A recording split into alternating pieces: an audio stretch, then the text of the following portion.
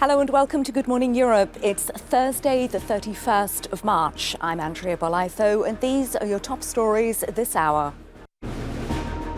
Russia launches new attacks in northern Ukraine, despite a promise to scale back its offensive. Germany activates its emergency fuel plan and braces for rationing as the row over how to pay for Russian gas continues.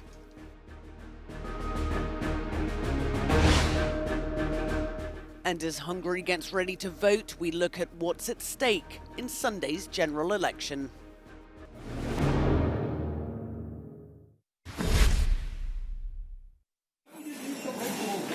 Russian forces continue to bombard areas near Kyiv and Chernihiv despite pledges to de-escalate. The moment of hope following Tuesday's peace talks in Turkey has all but disappeared. Some 20% of troops have been pulled back, but Ukraine's President Volodymyr Zelensky in his nightly address warned Moscow's focus is now the Donbass region in the east. We also see that at the same time Russia is amassing forces for new attacks in the Donbass, and we are getting ready for this. We don't believe anyone, and in any insincere words. There is a real situation on the battlefield, and now it's the most important. We won't give up anything, and we'll fight for every meter of our land, for every citizen. Russia's defense ministry has already confirmed it is redeploying troops. The aim of the Russian armed forces redeployment is to ramp up activity on the priority destinations and, most importantly, completing the operation to fully liberate the Donbass. But Moscow's battle plans keep changing, from wanting to take the capital to redeploying eastwards. It's perplexing Washington, which claims President Putin is being misinformed. We obviously have information, which we have now made public, that he felt misled by the Russian military. We believe he's being misinformed by his advisors about how badly the Russian military is performing and how the Russian economy is being crippled by sanctions, because, again, his senior advisors are too afraid to tell him the truth. Meanwhile, separatists are blaming a missile that reportedly killed 2 people and destroyed part of an apartment block in the rebel-controlled city of Donetsk in the Donbass region on Ukrainian forces.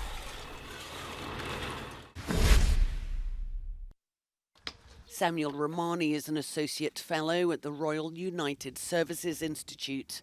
He says Russian forces in northern Ukraine are planning to regroup, not withdraw.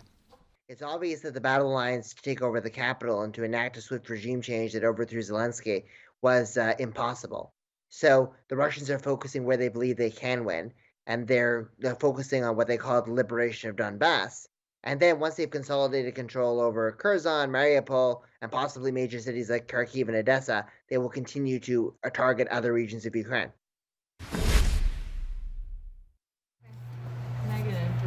The American President Joe Biden spent almost an hour on a phone call with his Ukrainian counterpart Volodymyr Zelensky, who renewed his push for powerful defensive weapons. We talked about specific defensive support, wrote Zelensky on Twitter, and of a new package of strengthened sanctions and financial and humanitarian assistance. Strengthening sanctions was a proposal supported by the British Prime Minister. For Boris Johnson, their intensification must continue until the withdrawal of all Russian soldiers from Ukraine. What we will also do, and I hope we have the support of the opposition in this, is make sure that there is no backsliding on sanctions by any of our friends and partners around the world. In fact, we need now to ratchet up the economic pressure on Vladimir Putin, and it is certainly inconceivable that any sanctions could be taken off simply because there is a ceasefire. The European Union also reiterated that it will maintain pressure on Russia to stop its invasion and withdraw its troops from Ukraine. On Twitter, the head of European diplomacy reaffirmed the support of the EU to Ukraine and its people.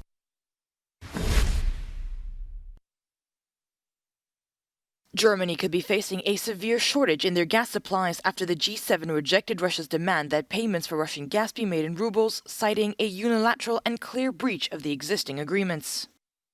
Kremlin spokesman Dmitry Peskov said that should European countries refuse to pay in Russian currency, Moscow would have to take decisions.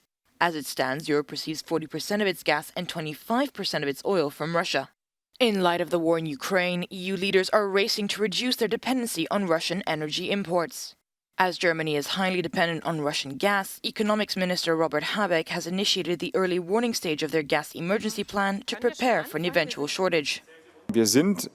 We are at a stage at the moment where we are looking closely at which flows may be at risk or may break off. That is not the case.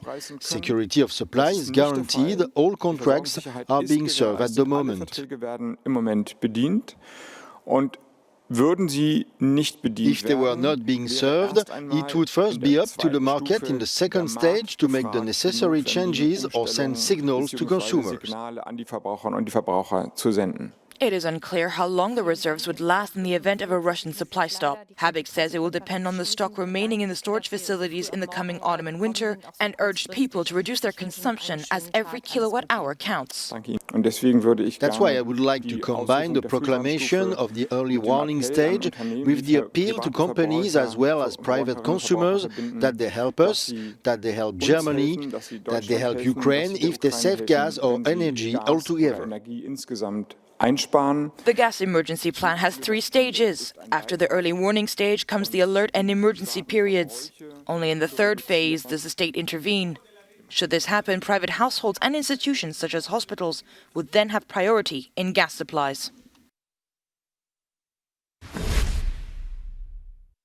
Russia's central bank and energy giant Gazprom will present today the gas for rubles payment mechanism designed for the so-called unfriendly countries, those who imposed sanctions on Russia over its invasion in Ukraine. It was Vladimir Putin who imposed the deadline. However, Putin's spokesman has said that Russia will not demand rubles for gas immediately this Thursday. He says that the process of deliveries and payments is time-consuming. We know that the G7 countries have refused Russia's demands, and Austria and Germany have already triggered an early emergency plan for gas supplies, and German Chancellor Olaf Scholz as well as Italy's Mario Draghi discussed the gas issue yesterday over the phone with Vladimir Putin. But Russia's message for now is clear, and it was voiced by the Speaker of Russia's lower house of parliament, Vyacheslav Volodin, who wrote in Telegram, "If you want gas, find rubles." The question is, what would be Russia's next move? Moscow gets 360 million euros per day from gas sales to the European Union, and it says it is ready to redirect it to other markets, but many analysts are persuaded that this will not be possible. Galina Polonskaya, Euronews from Paris.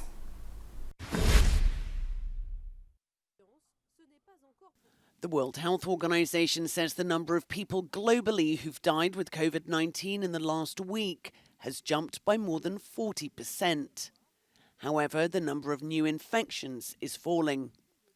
Around 10 million people tested positive for coronavirus in the last 7 days, and more than 45,000 deaths were reported. Many countries are now lifting most of their pandemic restrictions, choosing instead to rely on vaccinations. Dr. Bharat Pankania is a senior clinical lecturer at the University of Exeter's Medical School in the UK. He says additional vaccinations are effective, but don't address the underlying problem. There's clear evidence that it boosts the level of antibodies, and that level of antibodies boosted protects the especially vulnerable people. This is the older age group and people who've got other underlying conditions. So boosters is one way forward, but the other way, and equally important, is to immunize the rest of the world. We cannot carry on boosting forever. What we need to do is suppress infections elsewhere. And when we suppress infections there, we will also forego the need for constant boosters here in the northwest European countries.